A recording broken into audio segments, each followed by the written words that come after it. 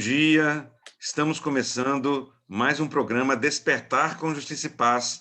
É um programa semanal da Comissão Brasileira de Justiça e Paz, que durante esse mês de outubro, mês missionário, mês de compromisso com a vida, estamos abordando os temas que foram apresentados na Carta ao Povo de Deus, a última carta pública assinada por nosso querido Dom Pedro Casaldáliga, e que foi transformada em pequenos vídeos. Hoje estarão conosco Dom Ervin, ele é o nosso querido bispo emérito da então prelazia do Xingu, hoje diocese do Xingu, e que foi transformada também na prelazia do Alto Xingu. Nós temos aí 2 filhas agora, e também Dom Guilherme, que deve estar entrando conosco daqui a pouco. Nós vamos abordar justamente o sofrimento do nosso povo, da nossa gente, e eu agradeço a cada um e a cada uma que nos acompanha nesse momento. Nós vamos começar compartilhando com vocês o vídeo dessa semana. É o 3º vídeo de uma sequência de 8. Vamos, então, juntos e juntas, construindo essa nova forma e esse novo jeito de a profecia acontecer.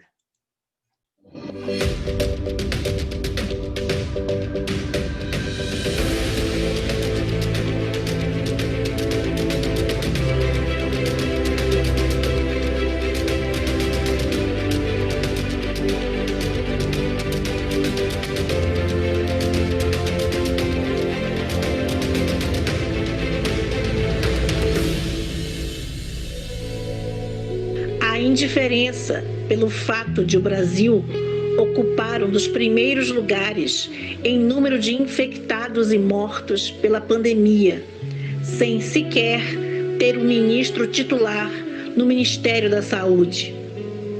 Falta a sensibilidade para com os familiares dos mortos pelo novo coronavírus e pelos profissionais da saúde que estão adoecendo nos esforços para salvar vidas. Nem pesadelo sonhávamos que de repente a nossa vida se tornasse tão ameaçada por um vírus invisível. Quem é atacado por ele tanto faz pobre como rico, jovem ou velho, corre risco de vida. Covid-19 já ceifou milhares de vidas, irmãs e irmãos, e todo dia olhamos estarrecidos os números de mortos e de novos infectados. Mas existem ainda outras pragas. Há discursos que minimizam as consequências desse mal e dizem que um dia todos temos que morrer. Dizer isso para quem perdeu pai e mãe, filhos, irmãos, amigos, não deixa de ser um tremendo insulto. É ignorar a dor e a tristeza de milhões de pessoas que perderam entes queridos. Também existe gente que, por incrível que pareça, procura tirar vantagem desse flagelo. Insumos hospitalares são roubados descaradamente ou vendidos a preços exorbitantes. E o que falar dos conchavos políticos, com a única finalidade de se aproveitar da desgraça dos outros para fortalecer-se no poder. Está na hora de revitalizarmos os princípios éticos e morais nas políticas públicas, em defesa da vida de todos os cidadãos e cidadãs, seguindo o ditame de Jesus, nosso Senhor, que veio para que todos tenhamos vida, e a vida em abundância.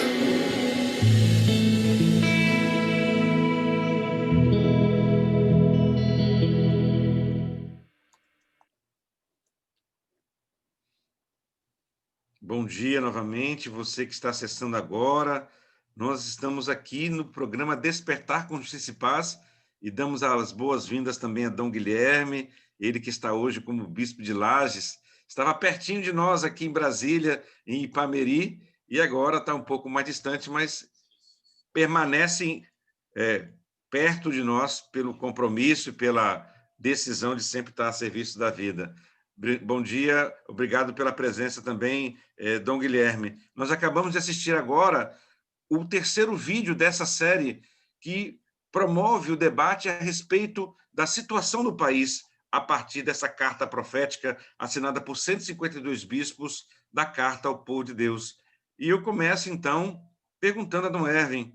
Dom Erwin, as coisas melhoraram? Continua esse mesmo descaso, essa mesma indiferença? Diga, por favor, como é que o senhor analisa essa realidade atual? Estamos praticamente há quase 2 meses da carta e ela continua atual? Por favor, Dom Erwin. Bom dia. A carta continua atual, sem dúvida. Bom dia para todo mundo. Prazer encontrar vocês aí de maneira virtual. Queria ver todo mundo, mas isso é impossível, né? Mas estou dizendo, a gente tem que distinguir o que aconteceu. Eu sempre elogio e muito o pessoal da saúde. Quando a gente pensa nos médicos aqui no Xingu, em Altamira, o pessoal de enfermagem e todos que estão trabalhando juntos para salvar vidas, eu sempre fico encantado, impressionado e louvo a Deus que nós temos profissionais de saúde tão comprometidos. Agora, a situação não alterou muito, não. Dizem que diminuiu, mas volta e meia a gente recebe a notícia de uma pessoa que a gente conhecia ou de um ente querido partir, né? Para nós, o grande choque foi que perdemos um padre, e o padre novo de 6 anos, 4 anos de ordenação, e embora que os médicos também fizessem de tudo, né, para salvar a vida, mas continua em vigor essa visão de que entramos muito tarde. E eu acuso o governo,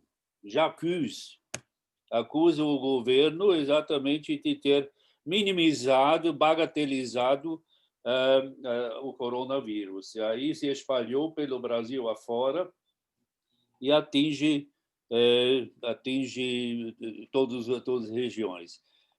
E, graças a Deus, quanto aos povos indígenas, tem etnias que foram atingidas, mas não houve morte. Mas, por outro lado, o Xikrin perderam cacique e também lamentamos. E são vidas perdidas, vidas que poderiam ter continuado há mais tempo, mas, infelizmente, partiram. Essa é a situação. Ou seja, fé em Deus que termine. Todos nós estamos torcendo e pedindo a Deus que essa pandemia acabe. Agora, tem outra coisa que também o povo já se acostumou, e as providências e os protocolos não são bem observados, né? Eu estou aqui à beira do Xingu, sábado e domingo, aqui é Copacabana, né? Todo mundo está aí, e não, como se não tivesse acontecido nada, né? Eu fiquei mais de meio ano, ou fico mais de meio ano já em quarentena aqui em casa, mas 15 dias atrás tomei a iniciativa, com todas as precauções, de celebrar com o povo, com todas as precauções, porque eu não aguentei mais, simplesmente não aguentei mais. Eu rezava a missa todos os dias com 2 irmãs, mas o povo que a gente ama, o povo ficou distante, e pelo menos sábado e domingo eu vou encontrar com máscara e tudo, só no sermão, na homilia e nas leituras eu tiro a máscara, porque senão tenho problema de respiração. Também não me acostumo muito àquele negócio. Mas, em todo caso, não estamos vivendo de maneira normal aqui no Xingu, né? Sempre novas notícias que o pessoal foi hospitalizado, uma morte, etc. e tal.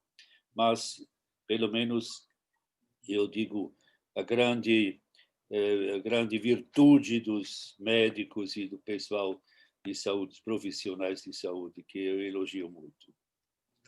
Dom Erwin, então hoje nós estamos chegando a mais de 150, aquele período nós estávamos em torno de 100 mil mortos e agora já ultrapassamos a marca dos 150 mil, que não é número, são vidas, como o senhor muito bem aborda no vídeo, cada uma pertence a uma família, tem uma trajetória e uma vida que foi levada antes.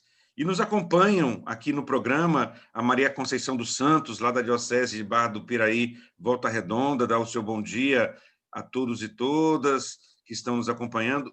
Nosso Dom Reginaldo Andrieta, lá, Bispo de Jales, também está conosco, nos acompanhando nesse programa, né, que está crescendo em audiência, graças a Deus. A gente está aqui e ele faz a sua saudação a todos e todas, especial a Dom Erwin, Dom Guilherme, e nos diz isso. A Marina Monteiro, lá de Muriaé, também está aqui, o diácono Bernardo Rangel. E aí, falando em Bernardo, Dom Guilherme, eu comentava com Dom Erwin, antes de entrarmos no ar, que esse programa já tem um pequeno bebê, filho do Wanderson, que está aí na nossa área técnica, né? Que tem 7 dias hoje. Então, ao mesmo tempo que a gente denuncia a morte, a gente anuncia e vê esses pequenos sinais da vida que teima em seguir adiante no seu caminho, né? E aqui tem uma saudação muito interessante do diácono, dizendo: viva a Igreja Profética, que defende a vida em plenitude, a vida em primeiro lugar. A Maria José da Costa Santos também, ela elogia essas janelas de esperança, porque elas são muito gratificantes. Por aqui a gente pode se informar bem para melhorar efetivamente o nosso Brasil e o mundo. E a Rosa Souza, lá de Ji-Paraná, Rondônia, também coordenadora da Escola de Fé e Política, também manda o seu abraço, o seu bom dia. E a Maria José da Costa Santos, ela fala de Goiás, porque a gente sempre pede que as pessoas possam se identificar. E a gente dá a saudação e acolhe com muito carinho também Dom Guilherme. Bom dia, Dom Guilherme. Abra o seu microfone, por favor. Isso. Agora já está aberto. Bom dia. Se por acaso ou ficar cortando a minha fala, vocês me dão um sinal, porque hoje aqui até eu cheguei um pouco atrasado, que a internet está do jeito que está o Brasil. Está tudo para baixo. Oh, meu Deus do céu. Meu Deus do céu. Dom Guilherme, é uma alegria ter o senhor aqui conosco, e a gente sempre que um bispo que não tenha feito conosco ainda um programa, a gente pede que se apresente um pouco mais, conta um pouco a sua história aí, a sua trajetória de pode preparar o café, despertar esse momento de vocação, de compromisso com os mais pobres, né? Conta um pouquinho, antes da gente entrar no tema propriamente dito, um pouco dessa sua trajetória, Dom Guilherme, para a gente poder conhecê-lo e para que as pessoas que estão no nosso programa possam conhecer, então, essa geração profética dos bispos no Brasil também. Então, queria que o senhor pudesse se apresentar um pouquinho, dizendo rapidamente, e depois a gente entra no tema, porque nós temos, então, esse percurso do programa também. Por favor, Dom Guilherme, bem-vindo. Ok. Bom, para começar, então, tem que ver, até pelo aspecto físico meu, que eu sou ainda do século e do milênio passado, sabe? Eu acho que você também. Sim, né? Nós, o Dom Erwin e eu, já somos da juventude acumulada, né? Embora eu ainda tenha um pouco menos do que o Erwin. Mas eu nasci aqui em Santa Catarina, município de São Carlos. Literalmente, eu nasci na roça, ainda do tempo das parteiras, não nasci em hospital, né? Então, eu nasci na roça, sou quarto de 11 filhos, né? E de pequenos agricultores. Então, eu sou, antes de tudo, e acima de tudo, e sempre serei agricultor. Como agricultor, como filho de pequenos agricultores, como quem passou abaixo de coice, de vaca, de boi, de carroça, passando por cima de mim, né?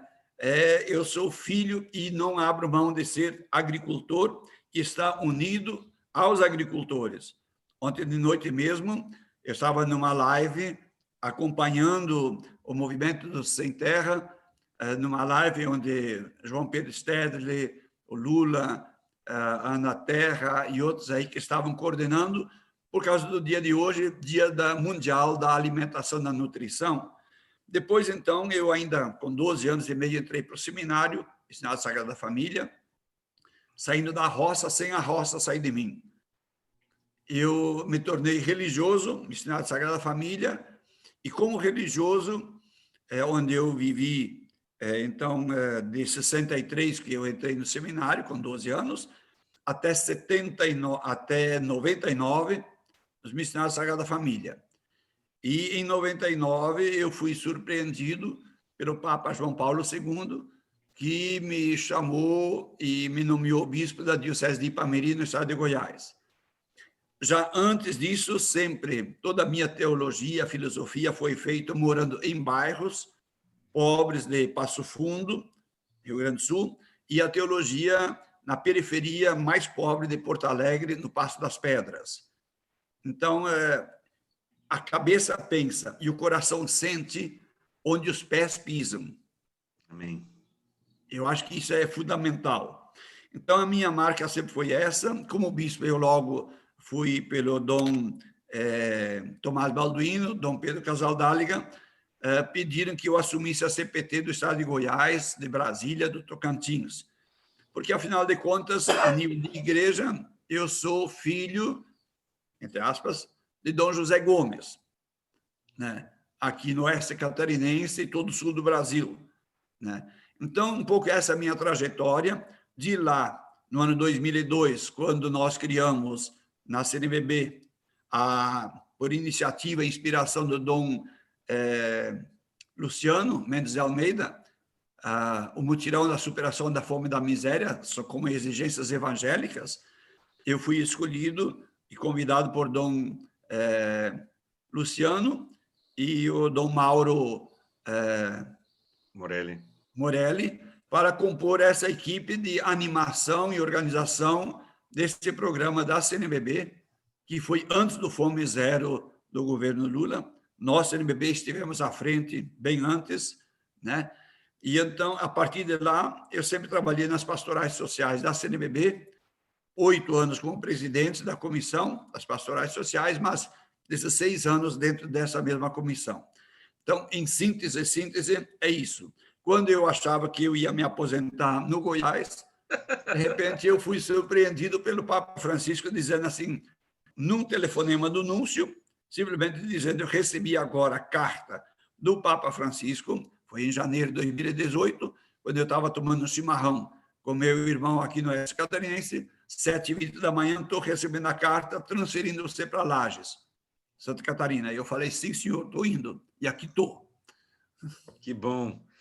E sei que o senhor já assumiu aí também a responsabilidade pelas pastorais sociais, já animou uma Romaria da Terra, nós temos acompanhado e realmente eu tenho essa proximidade com a Carla, que é articuladora das pastorais sociais, e ela me conta também como que esse dinamismo realmente impregnou toda a caminhada e a gente saúda essa possibilidade, né? Então, muito obrigado, Dom Guilherme, por essa apresentação, porque é muito importante que as pessoas saibam que esse é o aspecto missionário.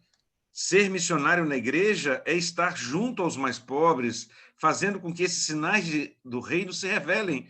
E, como sempre Deus nos apresenta, eles são os prediletos. E o senhor tocava num tema que a gente ia antecipar, porque, além da situação da saúde, nós temos uma redução hoje do número diário de mortes pela Covid, mas tem lugares que já estão vivendo a segunda onda. Mas, junto com essa situação, com a redução do valor do auxílio emergencial, agora nós temos, de novo, se agravando no Brasil, a questão da fome, né? Então, sobre isso também, o senhor gostaria de dar uma palavrinha, já que o senhor esteve ontem nesse debate, o que a gente poderia, nesse dia que a gente celebra, né, o Dia Mundial pela Alimentação Saudável, né, por esse compromisso de superação da fome? Eu gostaria de fazer, até eu acabei de escrever agora um texto que você lê todos os dias, eu escrevi sobre isso, né? Eu acabei de escrever e publicar sobre isso aí. Primeiro, nós temos que fazer uma diferença entre comer e alimentar-se. nutrição e alimentação caminham juntos, mas não é a mesma coisa. Enquanto nós temos milhões, talvez bilhões de seres humanos que comem lixo, e são pele e osso, e disputam com urubus, com cachorros e outros animais nos lixões das grandes periferias da humanidade.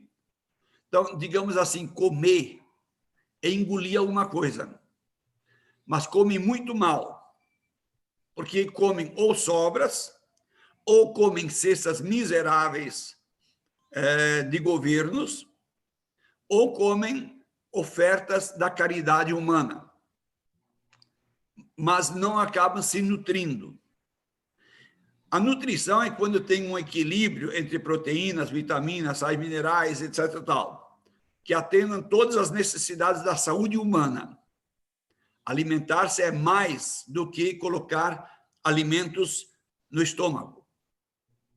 É comer com equilíbrio daquilo que o ser humano precisa para poder ter um bom desenvolvimento, uma boa saúde. Logicamente, não existe nutrição sem alimentação, mas só a alimentação sem a nutrição equilibrada, de um lado, como eu disse assim, forma pessoas esqueléticas, e do outro lado, tem aqueles que comem muito porque tem demais, mas comem muito mal porque não se nutrem. E então nós temos a obesidade mórbida. E isso até acontece, às vezes, entre os pobres, que são gordos, são balofos, são mórbidos, porque comem restos, comem mal, sem se nutrir. E nós temos poucos governos do terceiro mundo que têm políticas públicas sérias de alimentação e nutrição. No Brasil,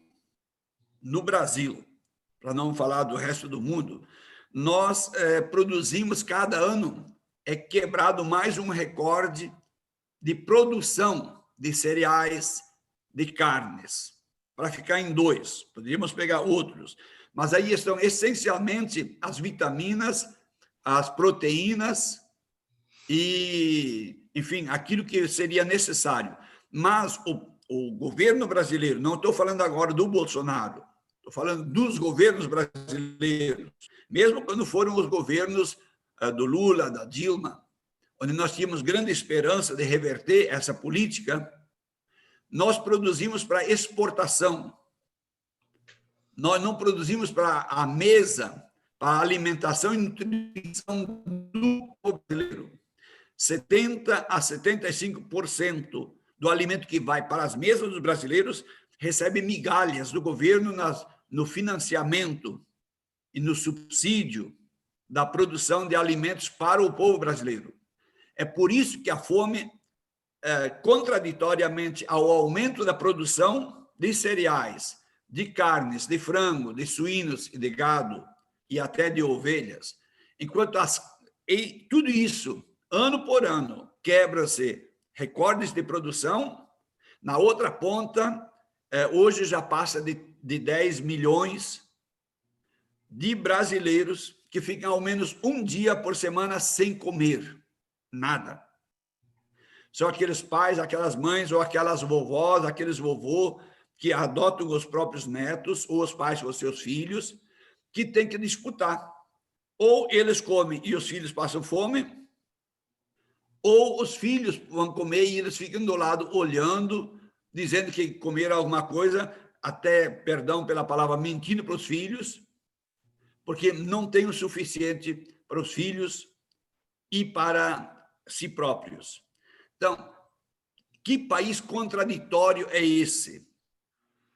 Que humanidade é essa? Enquanto isso, nós temos nos Estados Unidos, para citar um caso, mas poderíamos pegar quase a Europa toda, que morrem de obesidade mórbida, que também comem mal. E, além disso, não se come mais aquilo, eu até citei isso na minha colocação agora, que eu fiz por escrito. Vamos pensar a linguagem bíblica, que é uma linguagem simbólica e figurativa, porque nós temos que entender a mensagem que está por trás das letras escritas na Bíblia, porque Deus fala por meio da linguagem humana. Então, quando Deus pensa, vai fazendo a criação, o ser humano, homem e a mulher, ficam por fim, porque primeiro ele prepara o planeta Terra com tudo que precisaria, e aí vem a figura do paraíso terrestre, aquele jardim onde Deus coloca tudo, a variedade de todas as plantas frutíferas, de remédios, de todas as águas, com abundância de todas as espécies de peixes, de seres vivos, de aves. Deus pensa primeiro tudo. Coloca 4 rios, ou 4 é simbólico, que regam tudo isso para que a cereja do bolo fosse o ser humano e que tudo isso estivesse disponível ao ser humano. E aí nós vamos olhar agora as queimadas, a derrubada do cerrado, que já vem vindo desde o fim da década de 70, a início de 80. Agora nós estamos com as queimadas para o avanço do agronegócio. E tudo isso não é pensado para a alimentação dos humanos e especialmente dos brasileiros. É por isso que existe essa grande contradição. E aí nós, igreja, quando escrevemos a carta ao povo brasileiro, nós somos chamados de comunistas, que é, assim, quase ainda um elogio sobre os outros xingamentos que a gente recebe. Porque nós fazemos essa denúncia de que não é esta a terra que Deus quis, e não é esse o ser humano que Deus quis. Existe uma canção desde 1970 e pouco que canta essa realidade. Certo. Né? Não é isso. Não foi esse Existe o mundo. Possibilidade de nós, num dia, numa canetada, para não falar canetaço, existe possibilidade de eliminar toda a fome do mundo. Mas quando uma mentira é repetida muitas vezes, ela passa a ser aceita como verdade.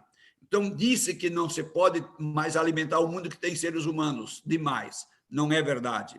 Existe concentração dos alimentos na mão de poucos demais. É e nesse existe sentido a sobra.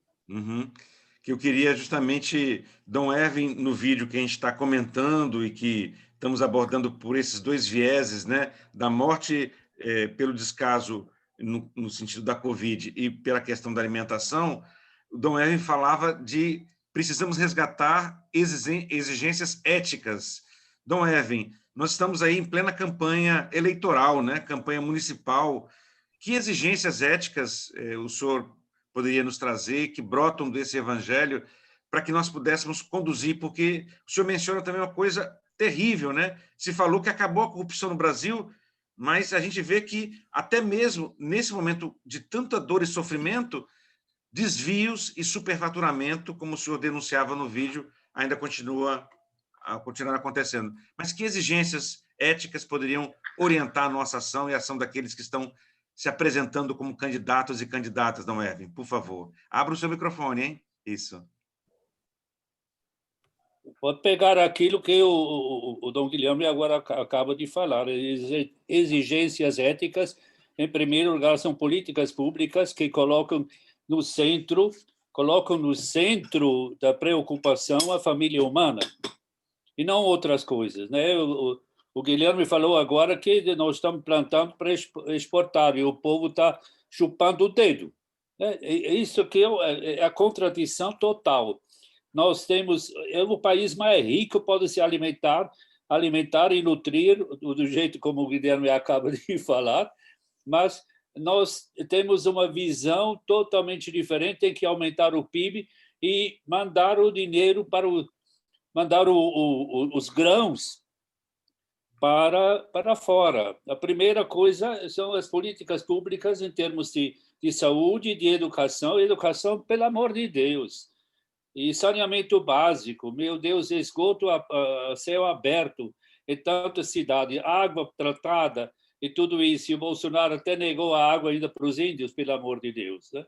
Então são essas coisas que não estão funcionando. E a corrupção não tem mais, é uma piada de mau gosto, pelo amor de Deus. E o povo é tão pobre, em grande parte, o povo é tão pobre que fica feliz quando recebe R$ 100 de um candidato. Agora vou xingar o povo que não tem nada, tá com fome, quer comer, e depois vem um candidato, promete o azul do céu, e para ganhar voto dá R$ 100 para eles. Ou seja, horrível. a situação de miséria e de fome acaba favorecendo práticas Sim, políticas que sim, continuam porque acontecendo no país, claro né? que tem a corrupção ativa e tem a passiva. A ativa, quando um candidato distribui dinheiro para ganhar voto. Mas a corrupção passiva seria receber esse dinheiro. Então, nós estamos numa situação muito delicada. E aqui a pobreza, de fato, junto com a pandemia, tem gente que passa fome, isso é verdade. Eu fico preocupado porque o Brasil é tão grande, o Brasil tão bem, Deus providenciou para o povo brasileiro tudo. Ninguém precisa passar É o fome. paraíso, como o Dom Guilherme falava, né, Dom Erwin? Sim, agora se é soja e monocultura, etc. e tal, e nada para o povo brasileiro. O pouco, as migalhas que caem da mesa, e talvez nem isso.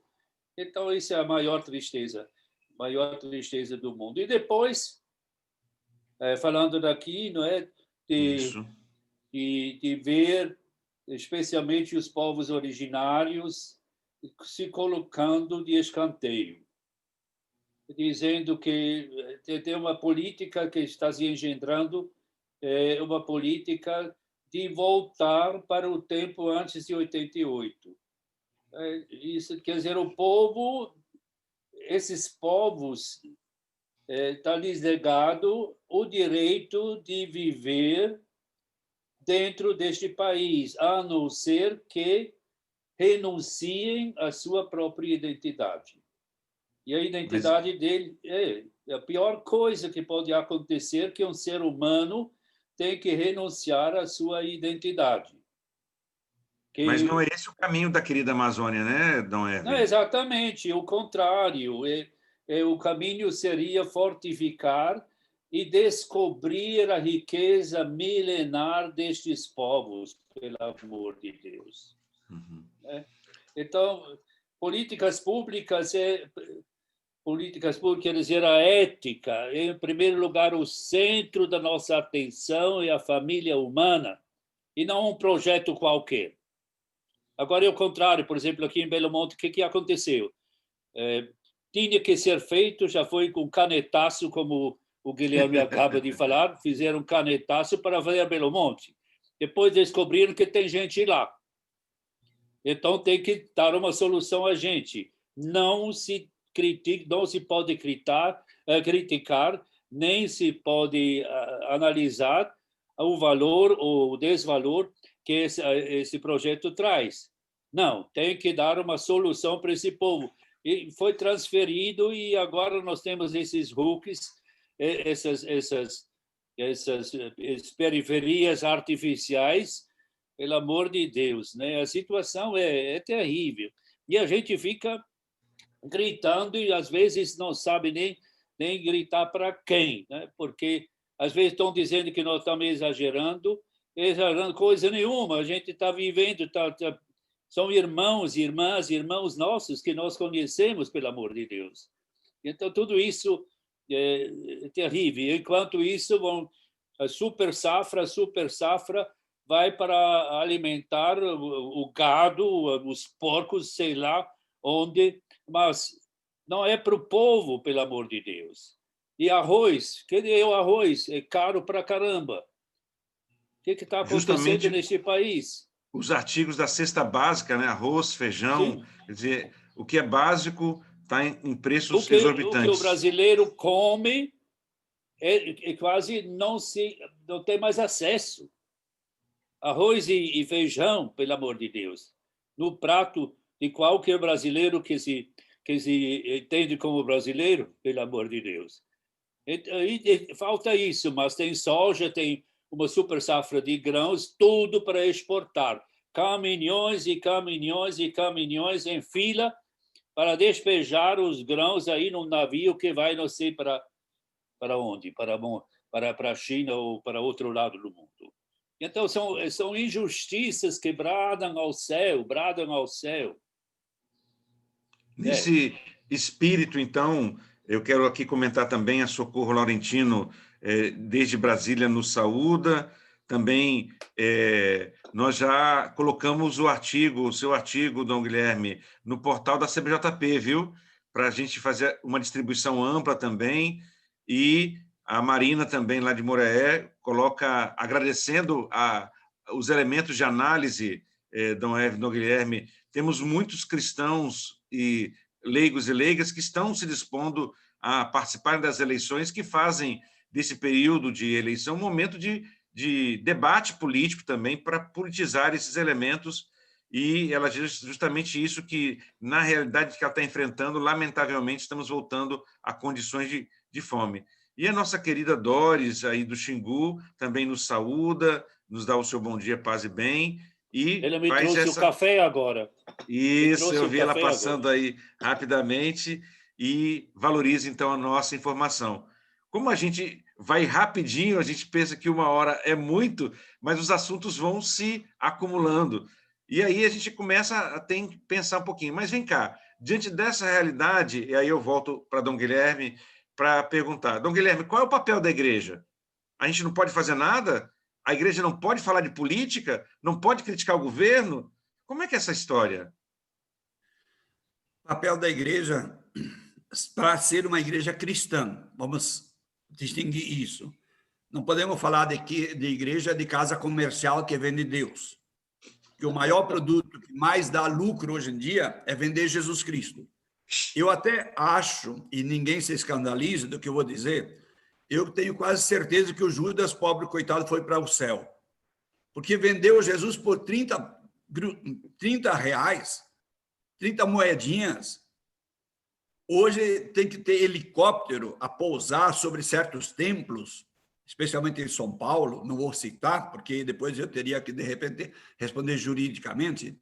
Então, existem certos templos que têm que levar as coletas de helicóptero embora, para não correr risco de assalto. Entende? Então, quando você me pergunta qual é o papel da igreja, nós temos que olhar para Jesus Cristo, o Jesus Cristo histórico. E quando tinha, na forma narrativa do Evangelho, que é escrito uns 40, 50 anos depois da morte e ressurreição de Jesus, pelas comunidades cristãs, né, que levam depois os nomes de Mateus, de Marcos, de Lucas, de João, mas lá quando se fala que havia, certa ocasião, mais de 5.000 homens, sem contar as crianças e as mulheres, portanto, passava tranquilamente de 10.000 pessoas, que depois de ouvir a bela pregação de Jesus, estavam com fome. E os apóstolos, ainda sem o espírito cristão, ainda estavam na formação, né, queriam falar para Jesus, Jesus, manda o povo embora. Ó, nós já tiramos o nosso de hoje. O senhor já conseguiu mais fãs, o seu fã-clube está crescendo. Manda agora o povo embora, o senhor já vendeu o peixe. E Jesus disse, dai-lhes vós mesmos de comer. Não mandem embora. O que vocês têm por aí? E aí, então, eles olham e tem 5 pães e 2 peixes. Biblicamente falando, 5 e 2 são 7. 7 é número de plenitude. Significa, nós temos o suficiente para todo mundo. Mas está na mão de um menino. Coitado do menino. Hoje seria na mão de um latifundiário, ou de um empresário, ou de um país rico. E Jesus diz, organize o povo em grupos de 50, de 100, e traz para cá. Todo alimento só é santo quando ele é partilhado. Jesus faz uma oração, bendiz a Deus por aquele alimento e manda distribuir. Todo mundo se alimentou e sobrou. Mais do que tinha no começo. Sobra 12. outro número de totalidade. Em outras palavras, qual é o papel da igreja? Como você diz, o relógio corre. O papel da igreja é organizar o povo. Quem diz que isso não compete à igreja não leu o evangelho. E não importa se é bispo, se é quem for que falar isso. Quem não organiza o povo, podemos ir lá nas profecias de Ezequiel, de Oséias, de outros fortes profetas, onde Deus diz assim: ai dos pastores que não curam a ovelha doente ou perna quebrada, mas só pensam em tirar a lã e a carne. Ai desses pastores. O papel da igreja, para ser uma igreja cristã, não pode ser só de oração. Porque a oração sem ação, se formos em Tiago, capítulo 5, onde fala da fé, isso não existe, isso é morto. Não existe igreja cristã sem agir como Jesus agiu. Então, é organização do povo, devolver ao povo a voz e a força e o poder que vem do povo, diz a nossa Constituição, e, então, fazer o que todo pai, toda mãe de família fazem, se são verdadeiros pais e mães de família. Se você tem, vamos imaginar uma família de 30 anos atrás, 40 anos atrás, uma família com 5, 6 filhos, e você tem possibilidade de comprar meia dúzia de chocolate, e o mais forte se agarra em 4 e deixa um sobrando para os 5, 6 irmãozinhos. Se o pai e a mãe forem pai e mãe de verdade, eles vão pegar aquilo que um roubou dos outros e vai dizer: você fica agora de castigo até sem comer por um tempo e divide com os teus irmãos, para que todos tenham. O nosso papel de igreja, que a igreja sempre tem a figura da mãe, nosso papel de igreja, como mater et magistra, ela ensina como mãe, é mostrar que o projeto de Deus é a vida para todos. Eu vim para que todos tenham vida, não privilegiados tenham vida, e tenham vida em abundância. Esse é o nosso papel. E isso é política. Não é política partidária, não é política ideológica, isso é cristianismo, no mais profundo sentido do que é ser cristão. Quem não entendeu isso, alguns não entendem por má vontade, porque são estudados, outros não entendem por ignorância. Ignorância não é burrice, ignorância é não compreender, não entender. Ninguém explicou para eles exegeticamente e a interpretação correta da Bíblia. Nós temos muito fundamentalismo religioso. E o fundamentalismo religioso, ele faz a negação do que está na palavra de Deus. E muitos o fazem por ignorância, porque ninguém lhes explicou. Como às vezes Jesus falava e os apóstolos não entendiam nada, depois a parte Jesus tinha que explicar.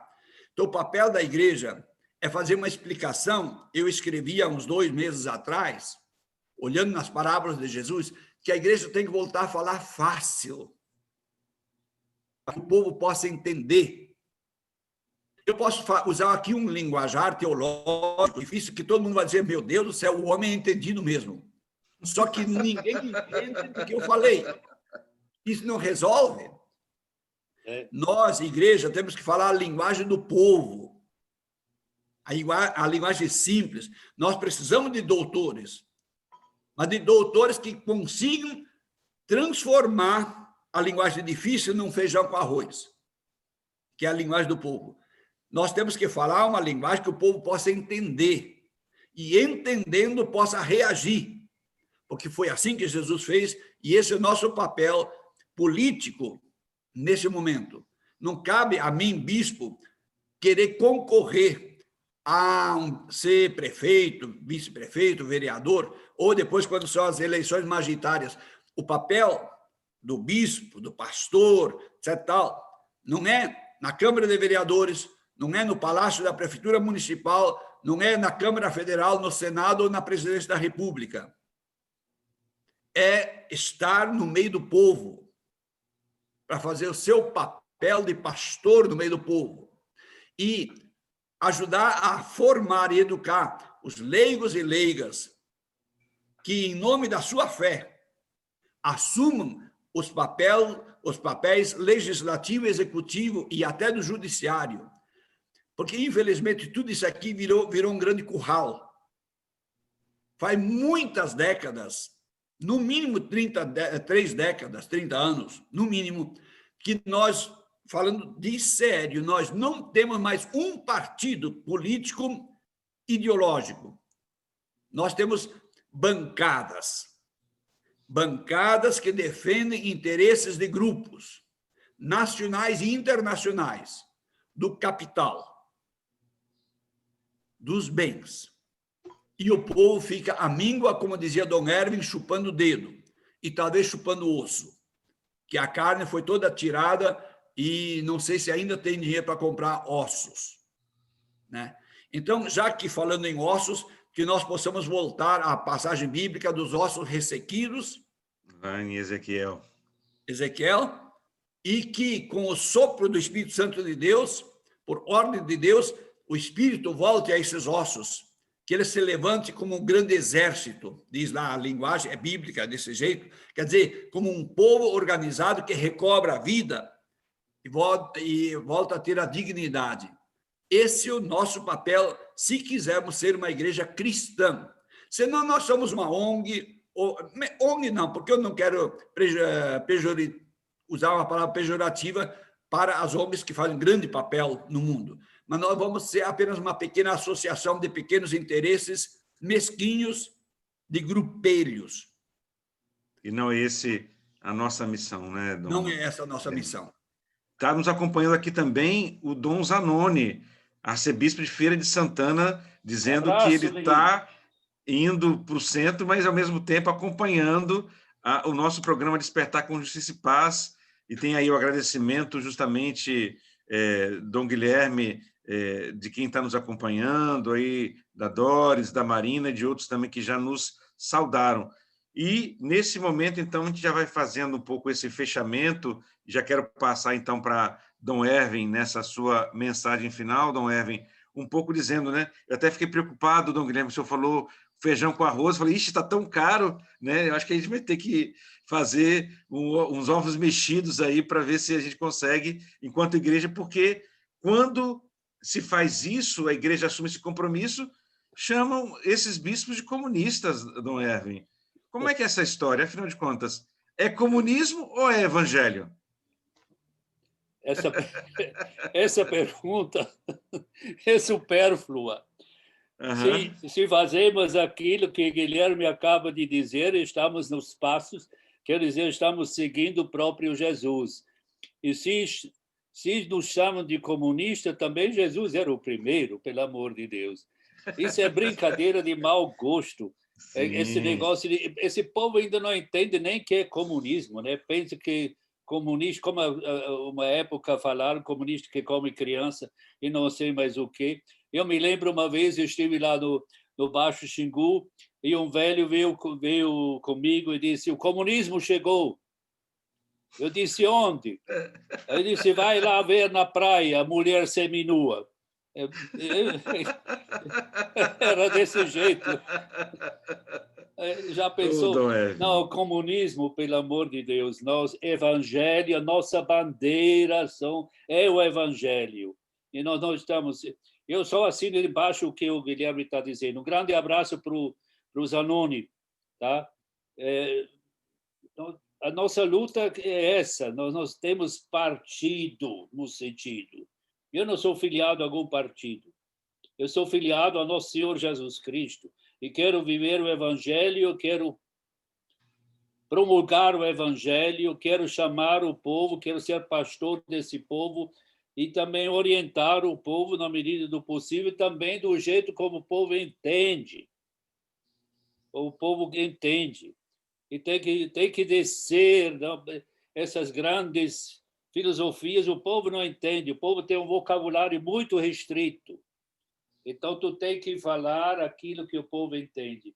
E também o testemunho, que é mais importante, né? Quando a gente vê irmãs, irmãos, padres de pé no chão, não é? Estão andando de cima para baixo até os últimos rincões para anunciar a boa nova, para estar com o povo, para sofrer com o povo. Isso, para mim, é evangelização. Evangelização tem vários pilares. É o anúncio, sem dúvida, mas também, e em primeiríssimo lugar, como disse São Paulo VI, é o testemunho. Depois, a evangelização também é o diálogo com quem não anda conosco. Diálogo mesmo que exige também que nós respeitamos. E, no fim das contas, a evangelização, o serviço, a grande evangelização de Jesus, se ajoelhando e lavar os pés. Essa é a evangelização. E precisamos voltar a isso e anunciar, através de nossa vida, de nosso empenho, nosso engajamento, anunciar esse evangelho de Jesus. Muito obrigado, Dom Erwin. Eu queria só acrescentar a luta pelos direitos dos povos indígenas, pelo amor de Deus. Agora, dia 28, vão votar negócio do marco temporal, né? É um retrocesso. Lutamos tanto nos anos 87, 88 para termos uma Constituição cidadã. E agora estão querendo voltar para trás, cruzes, Ave Maria. Então... Não, exatamente, a nossa luta também é em favor dos povos originários, que têm uma grande riqueza que podem partilhar com todo o povo brasileiro. Eles são brasileiros de primeira hora. Tem 12 mil anos, 5 mil anos, 12 ou mais, tem gente que diz 40 mil anos que já tem povo aqui. Então, nós temos, a igreja também tem uma grande responsabilidade de lutar pelos direitos, e isso também é evangelização. O que o CIMI está fazendo é evangelização, porque está lutando pela vida. A mortos, ninguém pode anunciar o evangelho. Nós temos, então, essa grande mobilização para o dia 28. Vou aqui reverberar um pouco do que Dom Erwin coloca, e o que é interessante, que é uma questão que repercute para todos os povos indígenas do Brasil, mas é dali de Santa Catarina, justamente dizendo, essa tal da tese do marco temporal, é que o povo devia estar em cima da terra lutando para que possa ter direito a ela.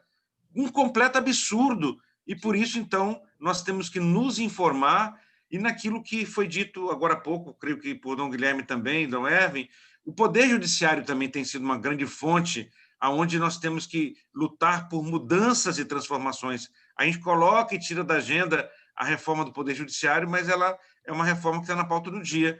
E hoje também acaba de nos manifestar aqui Dom Altevir, lá de Cametá, mandando abraço, então, para ti, Dom Erwin, para Dom Guilherme também, dizendo que acompanha o programa e está agradecendo a colaboração e a reflexão, né? Então, acho que, nesse sentido, a gente vai caminhando agora para a mensagem final também do nosso Dom Guilherme, para que nós possamos, então, estar todas as sextas-feiras, 8 horas da manhã, por isso que é Despertar com Justiça e Paz, para que nós possamos ter uma inspiração para o final de semana, e, nesse período, nós estamos repercutindo, então, os vídeos da Carta ao Povo de Deus, que, pelo que tudo que nós estamos conversando aqui, ainda está bastante atualizada. É isso mesmo, Dom Guilherme? Qual é a sua mensagem final para o nosso programa, por favor? Fique à vontade.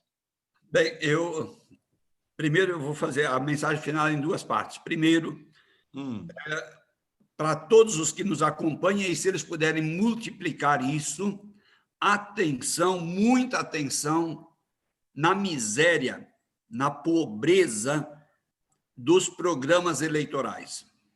Não existem projetos, ao menos aqui onde eu estou, do que eu consigo ver na televisão, ouvir nas rádios. Se os próximos governos municipais e Câmara de Vereadores forem tão miseravelmente pobres quanto aquilo que a gente está ouvindo, nós estamos regredindo muito. Regredindo muito, muito, muito. Então, isso não quer ser uma palavra de desânimo, mas é realidade. Onde estão projetos? Nós estamos muito acostumados a não ter uma política de gestão, de governo, de olhar algumas questõezinhas para ganhar, quem sabe, poder viver mais 4 anos à custa do dinheiro público. Seria a primeira colocação. Segunda, eu não posso deixar de dizer, ao concluir, uma mensagem de otimismo e de esperança. Está nas nossas mãos, está na nossa possibilidade de mudar esse quadro. Mas, para isso, nós temos que deixar de ser torcedores de arquibancada. E vestir a camisa. Entrar em campo. Seja em nome da fé, ou seja em nome de humanismo, para quem não tiver fé num Deus, numa transcendência, mas pelo amor do ser humano e da natureza são indissociáveis, nós podemos fazer a mudança, mas não de braços cruzados, ou não de aplaudir a partir da arquibancada, ou de criticar a partir da arquibancada. Tem muita gente para criticar, mas tem pouca gente que aceita entrar no jogo, jogar o jogo da transformação. É possível.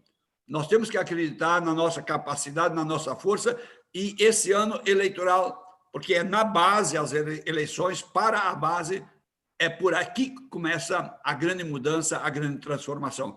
Acreditemos, e se formos pessoas, homens e mulheres de fé, se Deus é por nós,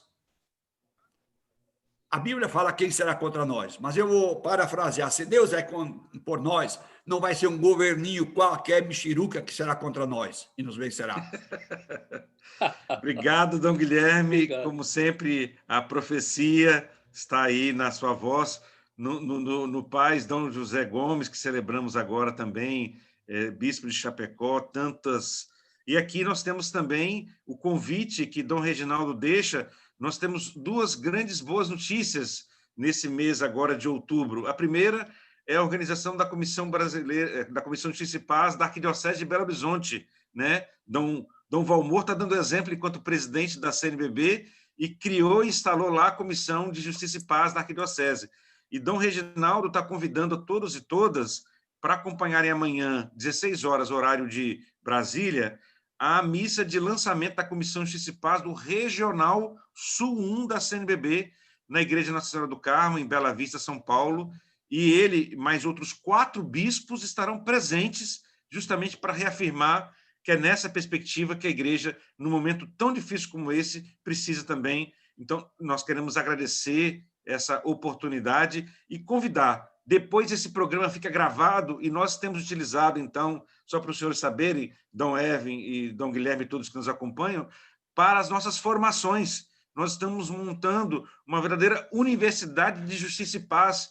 Nós queremos construir nas dioceses que quiserem. Dom Valmor está acabando de fazer a apresentação de um pequeno caderno, Comissão de Justiça e Paz, como se faz, justamente para que nós tenhamos mais homens e mulheres, cristãos, leigos e leigas, porque as comissões são lugares dessas pessoas do laicato, né, poderem colaborar e contribuir com a Igreja. E eu digo, Dom Erwin muito bem sabe as nossas parcerias com a FPA, no campo de Altamira e outros, né, Dom Guilherme também, quando estivemos juntos na comissão da CNBB, quantos homens e mulheres que são professores universitários, que são liderança de movimentos, têm toda a disposição de colaborar com a Igreja para estarem fazendo, então, esse caminho da profecia. Nosso agradecimento muito especial nessa manhã de sexta-feira a Dom Erwin e Dom Guilherme, e, ao mesmo tempo, a todos e todas que nos acompanharam, aí, especialmente muitas mulheres, e também, se eu contei bem, 3 bispos, né? Dom Reginaldo, Dom Zanoni e também Dom Altevi. E Dom Altevi volta a agradecer aqui, e também Dom Reginaldo, muito obrigado pela colaboração de nossos 2 irmãos da caminhada, com sua experiência e com a sua profecia. Muito obrigado, bom dia, Dom Erwin, Dom Guilherme, que a gente possa se encontrar muitas vezes. Fiquem com Deus. Bom dia, muita bênção de Deus. Com sua bênção. Que Deus abençoe. Amém, Muito. amém. Amém, amém. Tchau, gente. Tchau. Tchau, tchau. Valeu, Dom Erwin e Dom Guilherme.